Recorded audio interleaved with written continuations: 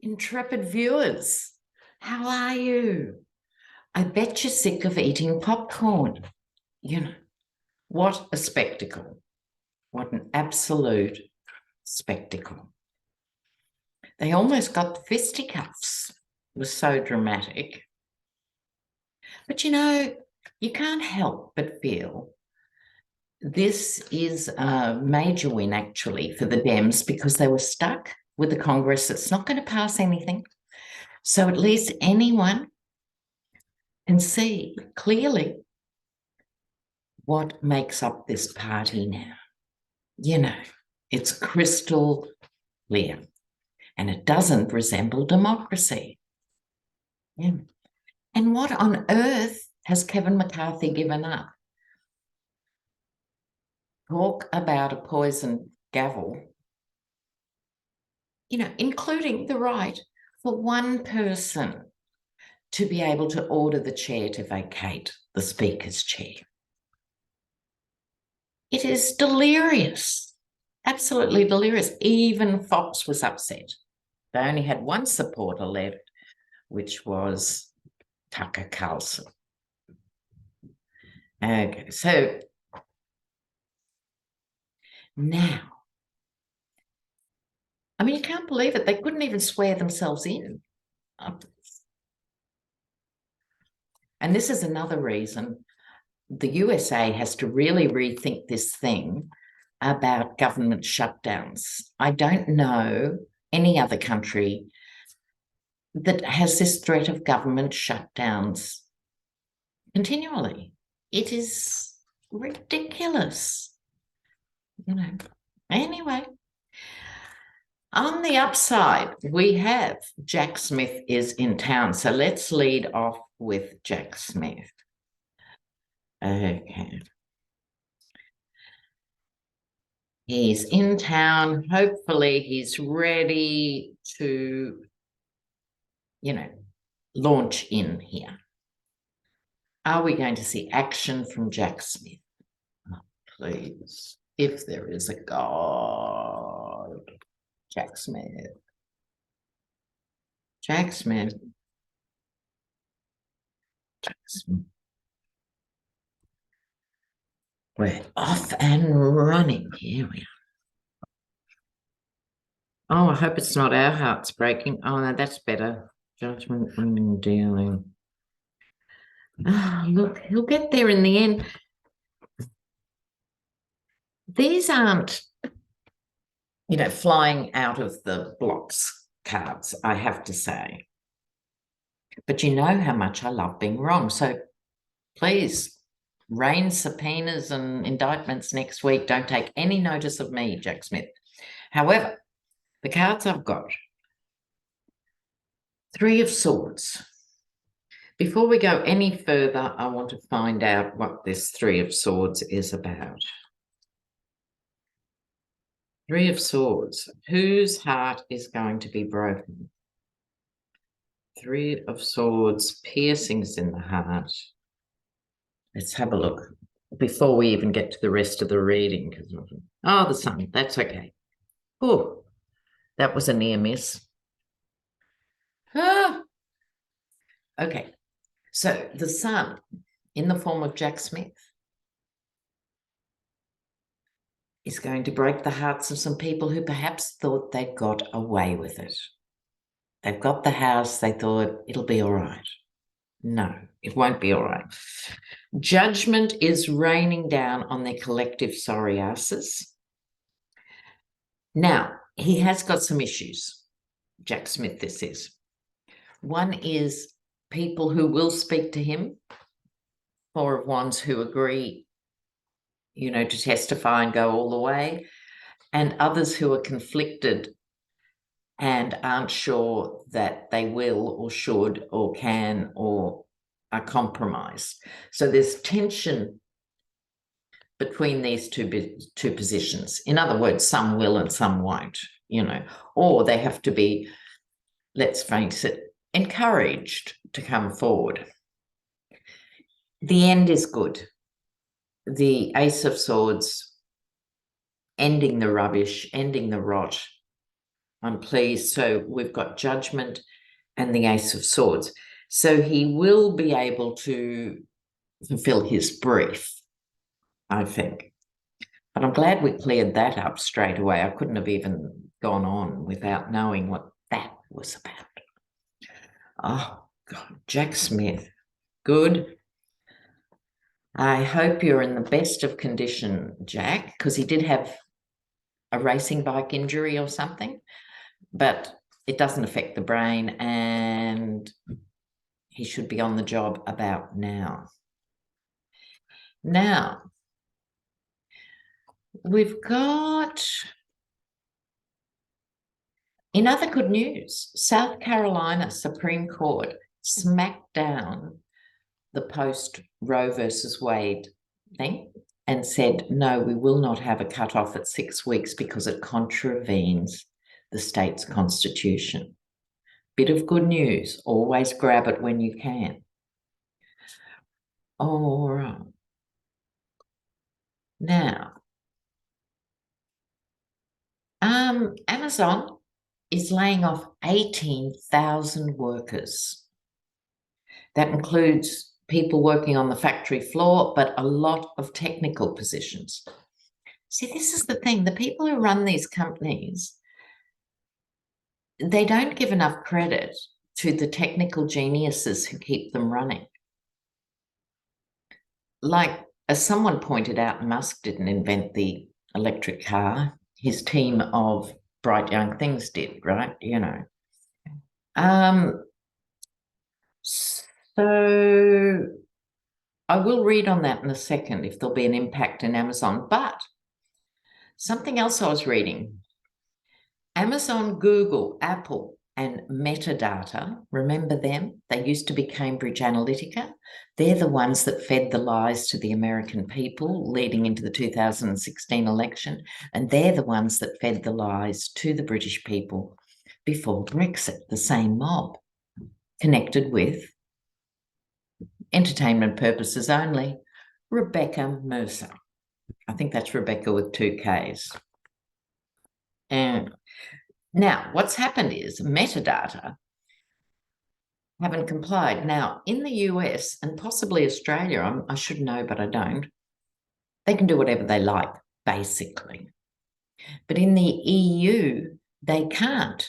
They, in terms of whether it's allowing hate speech or harvesting data or whatever, they have much stricter rules. And metadata during the week was fined $414 million for a breach of those rules. You see, look, imagine if you were doing that in the US when they stepped out of line, imagine the money you could be accruing to put into infrastructure or health or education, you know. But back to Amazon and the 18,000. And again, it's not much notice. They like crunch their numbers and go, we need to shed 18,000 jobs. Okay, your job's over. Look, this is what happens when you don't have unions. Sorry, but it's how it is. So, will there be any pushback on Amazon? What will happen with that? The mass layoffs. I mean, people's lives are just disposable. You know, it's like people are just medieval peasants, you know, and they don't have any say in their own lives. Richest country on earth. Really? Okay. Let's have a look. Oh, these are big cards. Big, big, big cards for Amazon. Okay. The world. So everyone is watching this. I think on 2 levels. If you're an Amazon worker in another country, you'd be worried too. So it's the world in terms of Amazon workers. But it's also, the world is watching how this behavior, plays out. Now, the Page of Pentacles, bringing a news story about money. So they're obviously going to push the line. We can't afford it. I'm hoping, I live for the day that people wake up to the fact that it was an old slogan in the 70s, remember, profits before people. Really? No, sorry, I blew that. People before profits. Let's start again. People before profits. As I've said often on this channel, it's not about big companies not being able to make huge amounts of money, but not always going for the bottom line to maximize profits at the expense of workers. By that, I mean, perhaps they could keep half of them on, perhaps, whereas it's always just the bottom line and people are disposable and dispensable. So this is a message about that. We have the Death card, and it's right next to that. I think people are beginning to wake up, right? Oh, and I have to read on Disney and DeSantis in a minute. Okay, it's coming to the end, I think, of this really, depending how you look at it, it's 60, 70 years of corporations getting more powerful,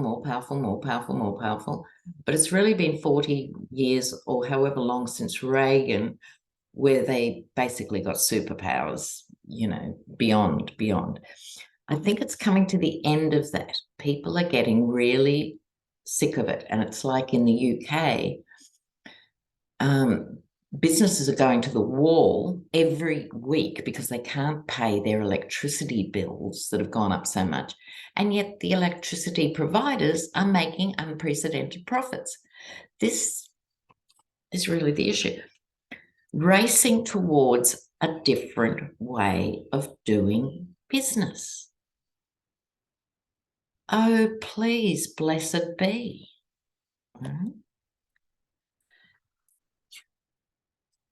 I think it's long overdue, and I think people have been working so hard with their heads down, and people have been scared of talking up in the workplace because, you know, you're afraid of losing your job and all of that. But I think there's a quantum shift afoot.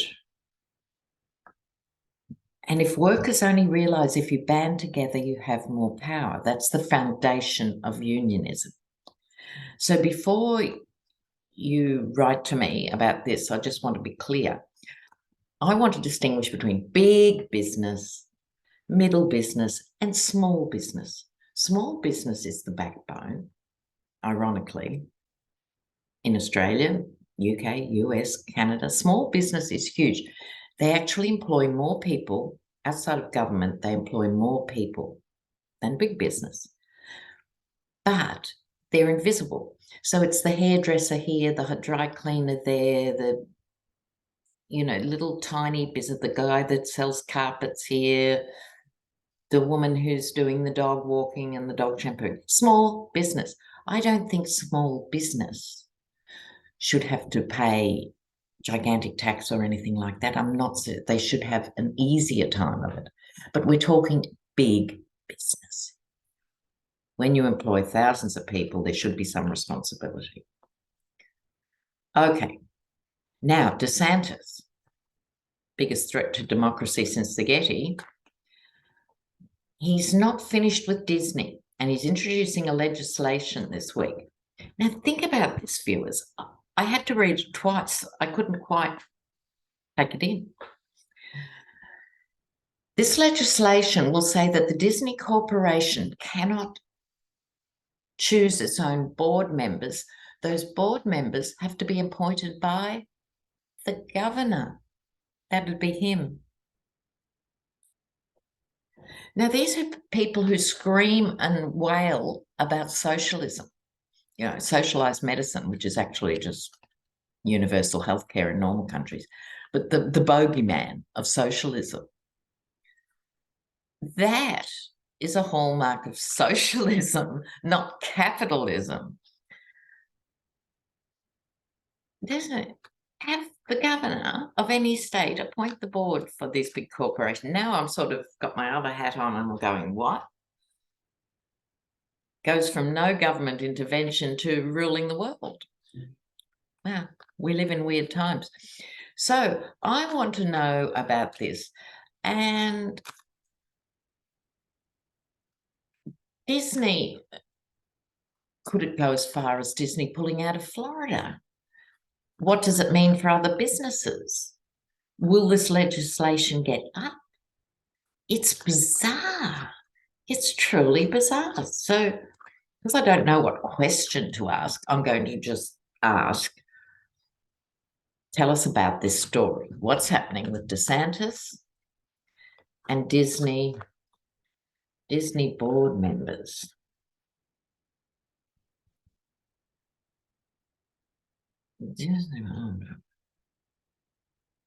Because big companies must be looking at this. You know.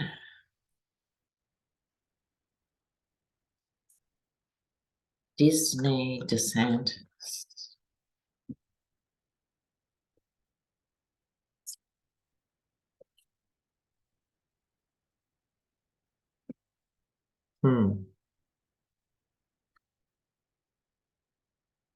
Where will they go from here? Look, let's look at this. At the core of the issue was the sweetheart deal that lasted for decades between Florida and Disney. That's at the heart of this, right? Now, swords represent legal issues. So this is the sword, not in a good way, Ace of Swords. This is the legislation I was talking about, trying to legislate for Disney's board to be elected or selected by the governor. Okay, so that's what's at stake. Behind it, there was a degree of trust and common ground with the 10 of Cups and Disney being the family outing. I've refused to ever go to Disney World just on principle, but that's me and I'm weird. Okay, but anyway, that's what. Now, what has replaced that? The devil. The devil is asking Disney, well, not asking Disney at all, telling Disney that it's going to do this thing. Disney, represented by this figure, is spectacularly unimpressed. I think this legislation will either be defeated or it's going to be one of the swords in DeSantis's back going forward. Right, so it's to do with this. This is an extraordinary idea. I don't know how he even came up with it. So let's just keep an eye on that, because I want to know how Disney is going to react, but I think they'll be keeping their powder dry to see what the reception is for this legislation. Like if it dies in the arse, then they don't have to worry about it. But we'll keep tabs, because if it goes ahead, I predict, just as a commentator, they could move it, corporation out of Florida. Why wouldn't they? Okay. Now, Dianne Feinstein, bless her, she is retiring. Katie Porter may go for that Senate position. As I understand it, it's a blue seat. Or Adam Schiff. So I want to just read some cards on Katie Porter. I think she's a goddess. I love her so much. Why the Dems haven't got her out every day and every night, I've got no idea. She has cut through. Buttigieg has that too. You can put him in front of a Fox audience and they come out nibbling out of the palm of his hand. That is gold. The top level Dems don't have that quality, but they have individual huge talent. So let's have a look at Katie Porter, bless her. Katie Porter and her whiteboard. If there is any of you out there who haven't seen Katie Porter, just YouTube Katie Porter and the whiteboard. Killer. It's fantastic. Okay. For the next few years for Katie Porter.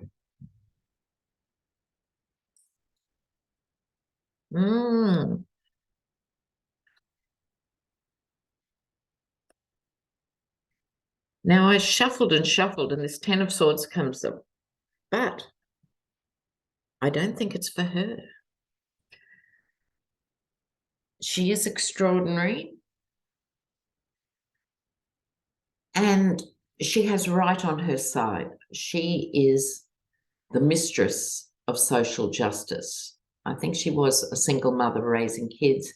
She got an education and she hasn't forgotten what it was like to make ends meet when she didn't have the salary she's got now. She hasn't forgotten. Like AOC, she remembers, right? So good on it. These cards, I think, speak to her enemies. The Tower and the backstabbing. I certainly hope so. I don't think, because she's not someone who attracts dirt, I don't think it's her. I think she is capable of making this happen. And the Tower is pending, and we shouldn't be afraid of the Tower. The Tower is built on a rocky outcrop, if you like. Like, this is the 1% of America building their tower. And it's overdue for people to really reclaim the tower or knock it down, right? But back to Katie Porter, diligent worker. And she's really good at the small stuff, making a case point by point by point. This is her forte. Her outcome is the King of Wands. And for those learning tarot, nothing wrong with a woman being a king or vice versa. So she can inspire. Wands are inspiration and passion, but she doesn't do it loudly. She does it like this. Let me just explain this to you, will I? Right? And what she does brilliantly, how she skewers these people, she's very well prepared. She never asks a question where she doesn't know the answer. So this is what crushes people. So she'll say to the president of Goldman Sachs or something, how much do your workers get paid? Da, da, da, da. Oh, I'm sorry, I don't have those figures in front of me. Well, let me tell you, the average worker earns this. What is your salary? Would you like to share it with us? Well, you know, it's with my accountants at the moment. Well, let me just tell you, right? Same with Big Pharma. She's gone, you know. So she skewers people, and this is a good outcome for Katie Porter because it's a king card, meaning she will have recognition for what she does. Now she has a following, right? Millions of people do love her and follow her, but she should have a bigger role. And that bigger role is on the horizon. Right. Now,